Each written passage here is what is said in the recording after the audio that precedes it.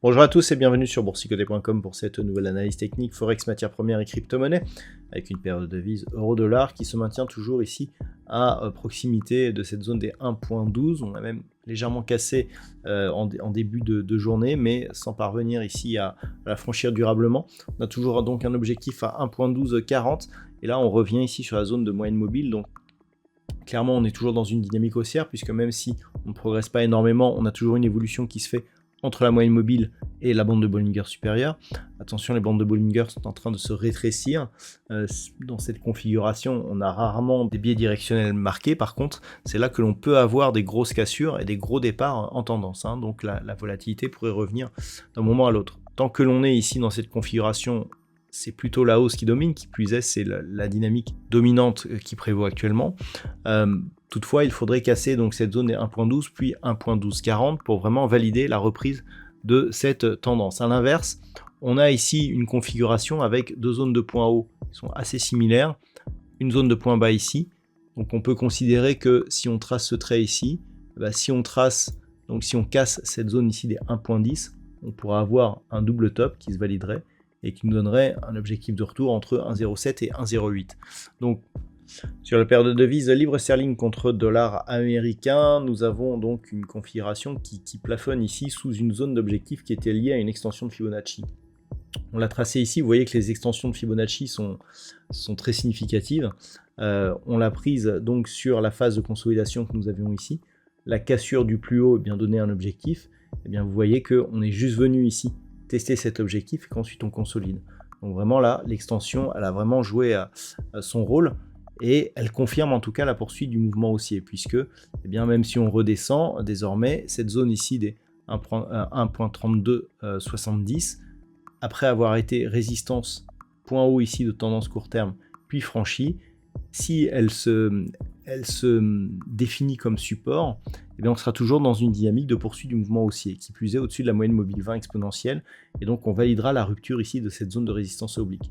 Par contre, en dessous, on aurait des gros signaux d'affaiblissement, sachant que le point de retournement se ferait sur une rupture ici de la zone des 1.30 à la baisse, puisqu'il s'agit du dernier point bas significatif. Sur l'or, nous sommes toujours sur une accélération du mouvement haussier, une tendance qui est très lisible, puisqu'on est venu ici casser la zone des 2478, zone qui est devenue ici support, on est resté au-dessus de la moyenne mobile 20 exponentielle, et puis suite à la cassure ici de cette dernière zone de point haut, proche des 2550 $ l'once, on a accéléré, et donc là on est au-delà des 2650 $ l'once, donc on est vraiment en pleine dynamique. On n'a pas trop de signal de retournement, on a un RSI qui est en surachat, ce qui souligne la pression donc, qui s'exerce sur cet actif, des histogrammes du MACD qui plafonnent mais qui pour l'instant ne se retournent pas. Pour l'instant, en tout cas, la dynamique semble pérenne.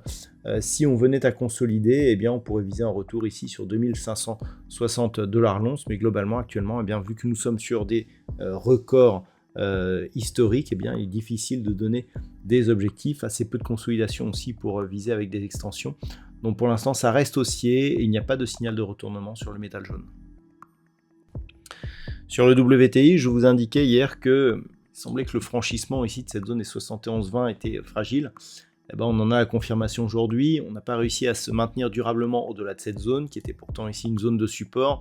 Si on parvenait ici à rester, on invalidait la poursuite du mouvement baissier. Là, ce qu'on a l'impression, c'est que cette zone de support, on a tenté un franchissement, mais on n'a pas réussi. Et donc, on repart ici à la baisse. Donc, pour l'instant, c'est une baisse qui n'est que temporaire. Il faudrait vraiment casser ici des niveaux un petit peu inférieurs, comme par exemple cette zone ici des 69, pour avoir un objectif de retour ici sur 67,50, puis potentiellement ici 64,50. Mais on voit ici que cette zone va être compliquée à franchir, donc d'un point de vue global, une zone de support ici qui après franchissement devient plutôt résistance. Ce sont les marqueurs d'une tendance baissière, donc on reste dans un risque baissier actuellement sur le pétrole brut léger américain. Et enfin sur le Bitcoin, toujours très peu de mouvements, avec ici des cours qui restent au contact de cette zone ici des 63 500, 63 000, 63 500 $ pour un Bitcoin. On a un signal de perte de dynamique ici au sens des histogrammes du MACD, des volumes qui sont assez faibles, mais la journée n'est pas finie. Donc pour l'instant c'est neutre. Du point de vue de la tendance globale, d'un point de vue moyen terme, c'est légèrement baissier, d'un point de vue court terme, c'est neutre. Donc difficile de définir un biais directionnel sur cet actif. En tout cas, d'un point de vue moyen-long terme, ça reste haussier, puisqu'on le voit, suite à l'inscription de ce record, eh bien, on n'a eu que très peu de consolidation malgré l'absence de flux. Voilà donc ce que l'on peut dire sur cette analyse technique Forex, matières premières et crypto-monnaie. Je vous souhaite de passer une très bonne soirée.